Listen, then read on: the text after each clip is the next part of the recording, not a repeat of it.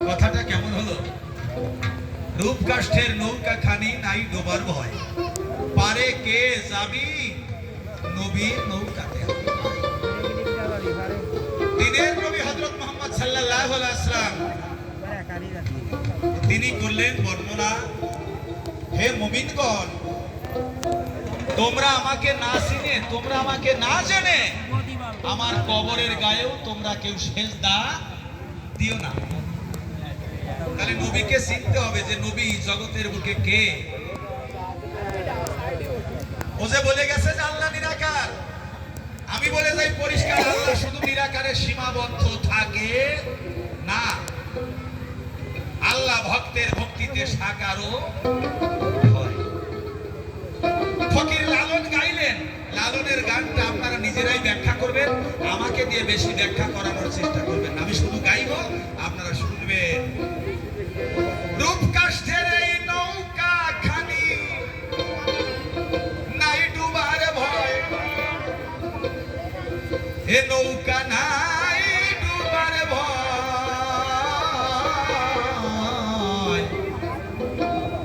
পারে কে যাবি নবীর নৌকাতে আয়, পারে কে যাবি নবীর নৌকাতে আয়।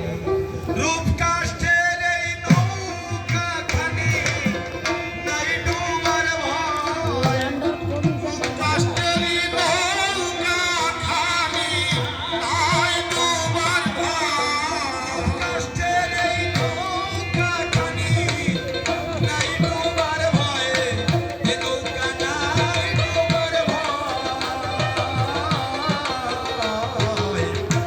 পারে কে যাবি নবীর নৌকাতে আয়, পারে কে যাবি নবীর নৌকাতে আয়। রূপ কাষ্ঠের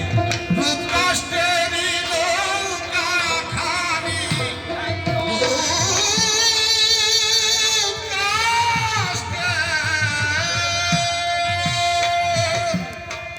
রূপ কাষ্ঠের নৌকা খানি নাই ডুবার ভয়, সরে নাই ডুবার ভয়, পারে কে যাবি নবীর নৌকাতে আয়, পারে কে যাবি নবীর নৌকাতে আয়।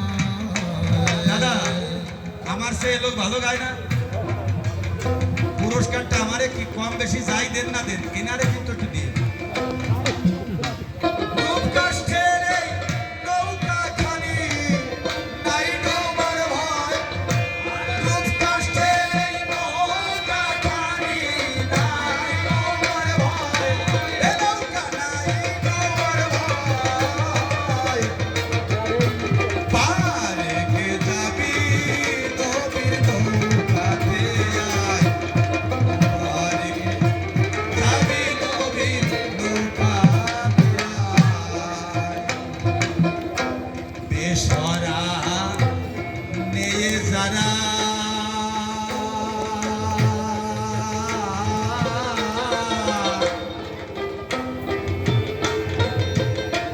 তুফানে যাচ্ছে মারা একই ধাক্কায়, আর বেসরা নিয়ে যারা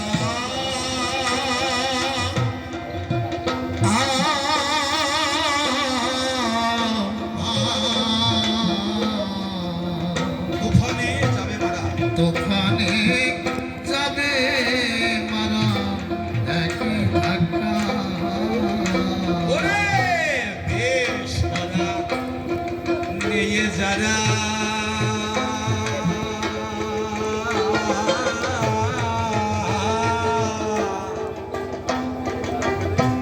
তুফানে যাচ্ছে মারা কয়লা ধাক্কায়, কি করবে তার কদর গাজী থাকবে কোথায়, কি করবে তার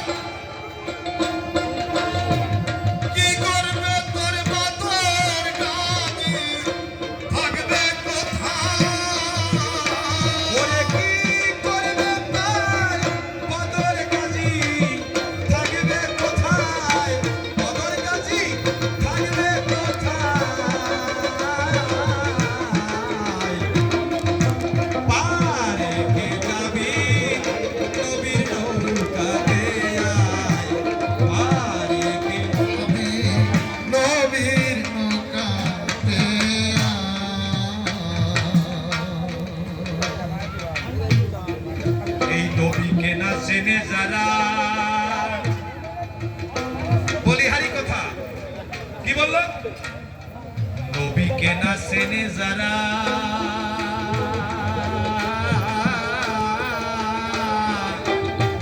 মোহাহেদ কাফের তারা এই দুনিয়ায়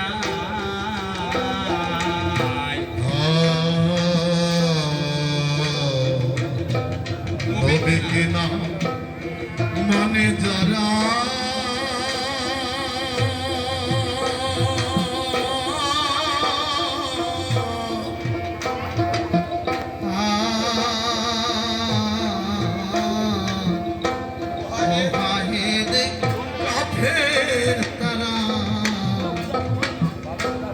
একই ধাক্কা এই দুনিয়ায় নবীকে না মানে যারা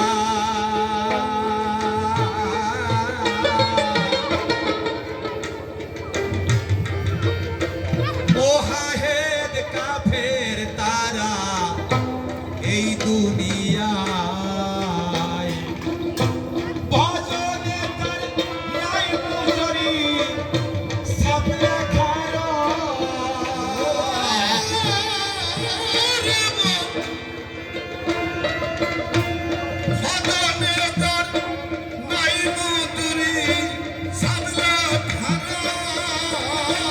ওরে ভজনে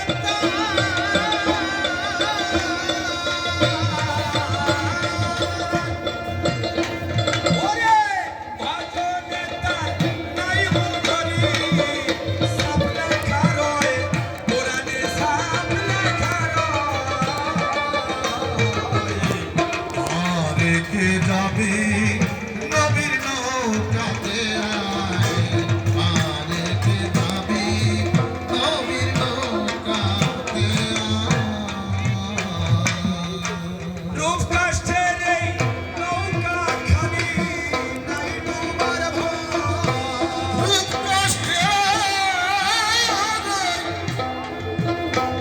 আমাদের রূপ কাষ্টেরই নৌকা খানি নাই ডুবার ভয় সে নৌকার নাই ডুবার ভয় পারেকে যাবি নবীর নৌকাতে আয় পারেকে যাবি নবীর নৌকাতে আহা, যে নবী সেই তো রাসূল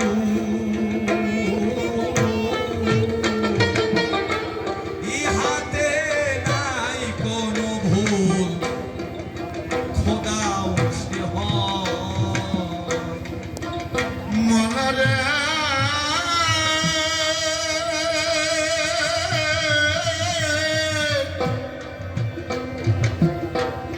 মনরে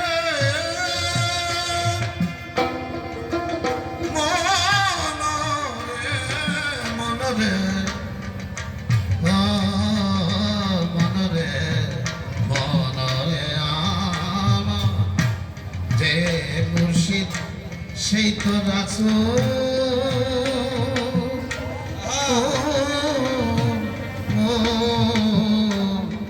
হাতে আর নাই কোন ভুল খোদাও সে উপস্থিত আমার মুমিন ভাইরা, আমি আপনাদের সকলের চরণে আমার ভক্তিপূর্ণ প্রণাম নিবেদন করে কয়েকটা কথা বলবো। আমি দিয়ে যাই ধারণা, সাধনার রাজ্যে যারা থাকে সাধক বলে থাকে, যারা সাধনা করে তারাই সাধক। আমার মনে এমন ভাবনা, আমি মনে করি যে ফকির লালন একজন ছোটখাটো সাধক না। বাংলার ভিতরে এমন কোন গান নাই যে গানের ভিতরে ফকির লালনের একটা কথা নাই। এমন কোন গান নাই যে গানের ভিতরে যে সিদ্ধান্ত আমরা পাই সেখানে লালনের কোনো মতামত নাই। অনেক কথা, অনেক গান, অনেক বলে গেছে, অনেক কিছু রেখে গেছে। নবীকে না মানে যারা, নবীকে মানতে হবে, জানতে হবে। একদিন দিনের নবী হযরত মুহাম্মদ সাল্লাল্লাহু আলাইহি সাল্লাম বনপথে করিছে গমন। দুজন শিকারী শিকার ধরবার তরে জাল টানিয়ে বসে আছে বনের ভিতরে। নবীজি দেখে নাই তখন। দিনের নবী একদিন কোন এক বনপথে গমন করছে। দুজন শিকারী একটা হরিণ ধরা জাল বনের ভিতরে টাঙিয়ে রেখেছেন, কিন্তু ওই জালে একটা মা হরিণী ধরা পড়ে গেছে। জালে যখন মা হরিণী ধরা পড়ে গেছে, জাল থেকে মুক্ত হবার জন্য বহুবিধ চেষ্টা করছে ভাই, কিন্তু এমন ভাবে জালে আস্তে আস্তে জড়িয়ে পড়ছে, ওই হরিণী আর জালের ফাঁস থেকে মুক্ত হতে পারে না। আমার দিনের নবী হযরত মুহাম্মদ সাল্লাল্লাহু আলাইহি ওয়াসাল্লাম ওই পথে চলতে চলতে হঠাৎ দেখিবারে পায় একটা মা হরিণী জালে জড়িয়ে আছে। দিনের নবী ধীরে ধীরে গেল সেই মা হরিণীর কাছে। নবীকে দেখে মা হরিণী চোখের পানি ছেড়ে দেয়। মা হরিণী চোখের পানি ছেড়ে দিয়েছে আর মন প্রাণ দিয়ে যেন নবীর চরণে প্রণাম করে জানিয়েছে, নবী তুমি তো জানো সবই, তোমাকে জানানোর দরকার করে না, জানাই তোমার কাছে। আমি চোখের জল দিয়ে বললাম, আমার দুটো শাবক বাচ্চা ওই গুহার ভিতরে রয়ে গেছে। আমি যদি এখানে জালে জড়িয়ে প্রাণ হারাই, ওই গুহার ভিতরে আমার দুটো বাচ্চা, তারা দুগ্ধ পিপাসায় ব্যস্ত থাকে, দুগ্ধ পান করেই বেঁচে আছে। আমি যদি ফিরে যেতে না পারি তাদের কাছে, তারা তো দুগ্ধ বিহনে মারা যাবে নিশ্চয়। দিনের নবী মনে মনে চিন্তা করে, তাই আহারে মা হরিণী জালে জড়িয়ে গেছে, এর দুটো বাচ্চা আছে, আমার মনে আছে ভাবো আমি এই হরিণকে জাল থেকে মুক্ত করে দেব। জাল থেকে হরিণকে যখন মুক্ত করতে চায়, ঠিক এই মুহূর্তে দুইজন যারা শিকার করতে গেছে, শিকার ধরতে গেছে, ওরা দুইজন এসে বলছে, দাঁড়াও দাঁড়াও দাঁড়াও, তুমি কে? এই হরিণ আমাদের জাল থেকে খুলে নিয়ে তুমি কি চুরি করে নিতে চাও? বলে না, আমি চুরি করে নিতে চাই না। এই শিকারী যারা জাল টাঙিয়ে রেখেছে, তারা এখানে মা হরিণী পড়েছে ধরা। এই মা হরিণীর দুটো বাচ্চা আছে, রয়েছে গুহায়, তারা তো দুগ্ধ পিয়াসায় প্রাণ ত্যাগ করবে। আমি এই মা হরিণীকে এই জাল থেকে মুক্ত করতে চাই। এ যখন ছুটে যাবে, মা হয়ে যখন বাচ্চা দুটোকে দুগ্ধ পান করাবে, তখন এই বাচ্চা দুটো বেঁচে যাবে। আমি সেই জন্য একে মুক্ত করতে চাই। এ সময় শিকারী দুজন করেছে মানা, সাবধান সাবধান, এই মা হরিণীকে ছাড়া যাবে না। জানাই তোমার কাছাকাছি এই হরিণ ধরার জন্যই তো আমরা বসে আছি। নবী বলছে, তোমরা কথা দাও, আমাকে একটু সময় দাও। আমি কথা দিলাম, এই মা হরিণী তার বাচ্চা দুটোকে দুগ্ধ পান করাই আবার ফিরে আসবে। আমি এতটুকু প্রতিজ্ঞাবদ্ধ তোমাদের কাছে, যদি ফিরে না আসে তোমরা আমার কথা নিও, তার প্রতিশোধটা আমার উপরে তোমরা নিও। নবী যখন এই কথা বলে দেয়, শিকার করতে যারা দুজন গেছে, ডাক দিয়ে বলেছে দিনের নবীর কাছে, একবার যদি কোনো শিকার জাল থেকে ছাড়া পায়, তোমার কাছে করি বর্ণনা, সে আর কখনো জালের কাছে আসে না, সে দূরে দূরেই রয়, কাছে আসবে না। বলে না, নবী বলছে আমি কথা দিলাম অবশ্যই এই মা হরিণী এখানে ফিরে আসবে আসবে আসবে। ওরা দুজন বলছে যদি না আসে, বলে না আসলে তোমরা আমার উপরে প্রতিশোধ নিও, যা খুশি তোমরা তাই করো। যখন হরিণকে ছেড়ে দিয়েছেন, নবীকে ওরা দুজন আটকে রেখেছে, ওখানে কথা দিয়ে আটকে রেখেছে, তোমার এখানে থাকতে হবে। দিবসের কর্মক্লান্ত রবি সূর্যদেব বেলাটা যখন ডুবে যেতে চায়, নবীজি দক্ষিণ দিকে তাকিয়ে আছে, কখন যেন মা হরিণী ফিরে আসে। হঠাৎ করে সে দেখতে পেল ওই মা হরিণী দুটো বাচ্চাকে সঙ্গে নিয়ে দৌড়াতে দৌড়াতে নবীর কাছে আসতেছে। ওই গুহায় যখন মা হরিণী ফিরে গেছে, মা হরিণী গিয়ে বাচ্চাদের কাছে বলছে, শোন খোকারে, তোরা বড় বোকারে, আমি জানাই তোদের কাছাকাছি আজকে আমি এমন একটা প্রেমের মানুষ জগতের মুখে দর্শন করেছি, আমি দেখেছি এমন মানুষ জগতের মুখে আর হয় না, আর কোনোদিন হয়তো হবেও না। বাচ্চা দুটো বলছে, ওমা প্রেমের মানুষ, সে কেমন প্রেমের মানুষ? বলে যে আমি একটা জালে আটকা পড়েছিলাম, চোখের পানি দিয়ে তার কাছে প্রার্থনা করে জানিয়েছিলাম আমার দুটো বাচ্চা গুহায় রয়ে গেছে, তারা দুগ্ধ পান করতে না পারলে মারা যাবে। তাই সে জামিন থেকে, সেই প্রেমের মানুষটা জামিন থেকে আমাকে মুক্ত করে দিয়েছে।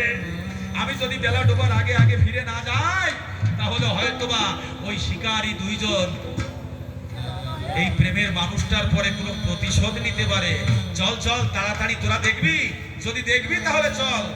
যখন মা হরিণী এই কথা বলেছে, ছোট্ট দুটো শিকার বাচ্চা হরিণ ওরা বলছে, ওমা যে প্রেমের মানুষকে তুমি দেখেছো, আমরা করি বর্ণনা, তুমি একা দেখলে হবে না, আমাদের মনে আছে ভালো সেই প্রেমের মানুষটা, আমরাও জনমের মতো দেখে নেব। চলো মা, তোমার সঙ্গে আমরা এখনই যাব।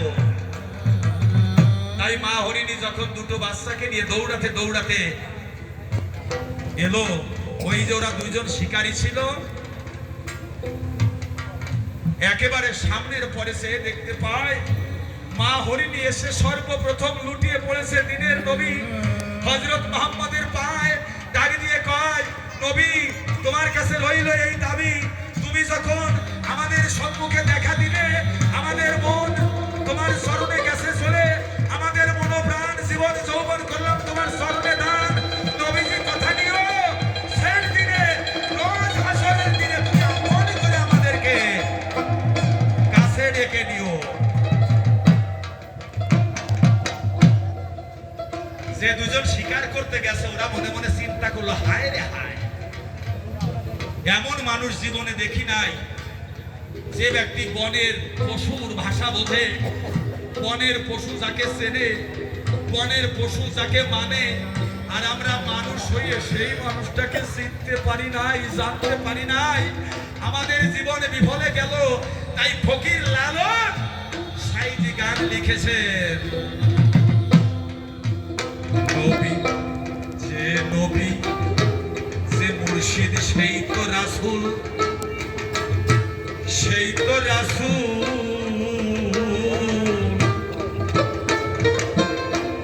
ইহাতে নাই কোনো ভুল, খোদাও সে হয়, যে মুর্শিদ সেই তো রাসূল।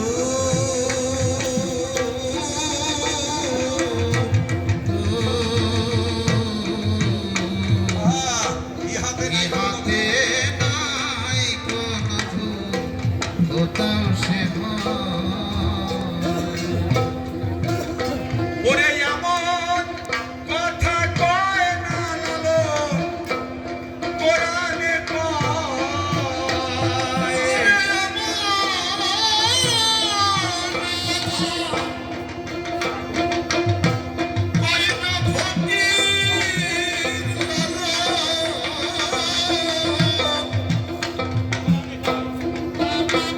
আল্লাহর কোরআন